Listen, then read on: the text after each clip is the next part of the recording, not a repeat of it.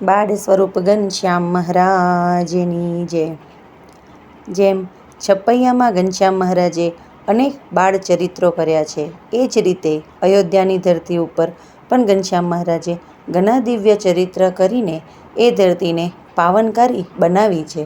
અયોધ્યાનું સુપ્રસિદ્ધ વિશાળ મંદિર છે કનક ભુવન. ત્યાં ઘનશ્યામ મહારાજ દરરોજ દર્શન કરવા જતા. એક સમયે માતા પિતાની સાથે જન્માષ્ટમીના દિવસે કનક ભુવનના મંદિરે પ્રભુ દર્શન કરવા ગયા. દર્શન કરીને પ્રદક્ષિણા કરતા હતા. ત્યાં એ વખતના મહંત તુલસીદાસજી કરીને હતા.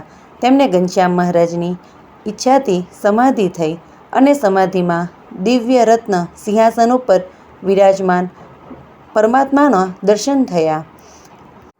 મહંતજી રાજી થઈ ગયા અને પગે લાગ્યા. ત્યારે પ્રભુએ કહ્યું કે હે તુલસીદાસજી, આ ધર્મદેવના પુત્ર ઘનશ્યામ તો સાક્ષાત અક્ષરાધિપતિ પૂર્ણ પુરુષોત્તમ નારાયણ છે, એમ કહીને અંતર્ધાન થઈ ગયા. મહંતજી સમાધિમાંથી જાગ્યા અને ઘનશ્યામ મહારાજના દર્શન કર્યા, પૂજા કરી અને આ અદ્ભુત ઘટના મહંતજીએ અયોધ્યાવાસીજનોને પણ કહી સંભળાવી.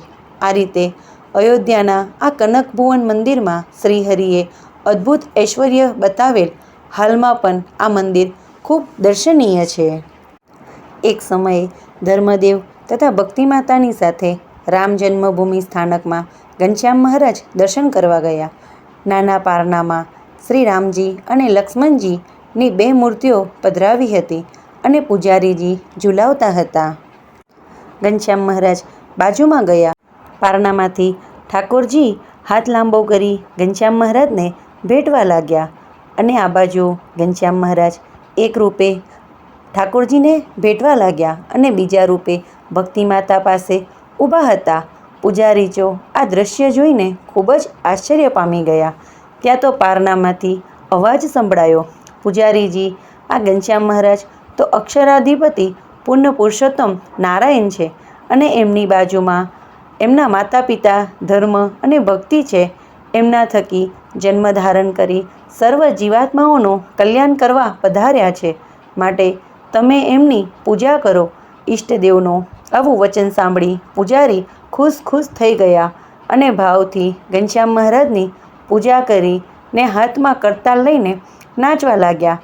પૂજારીનો ભક્તિભાવ જોઈ ઘનશ્યામ મહારાજ પ્રસન્ન થઈ ગયા અને પારના બાજુમાંથી હાર લઈ પ્રસાદીનો હાર પૂજારીને આપ્યો. ધન્ય છે એ પૂજારીને. બાળ સ્વરૂપ ઘનશ્યામ મહારાજની જય.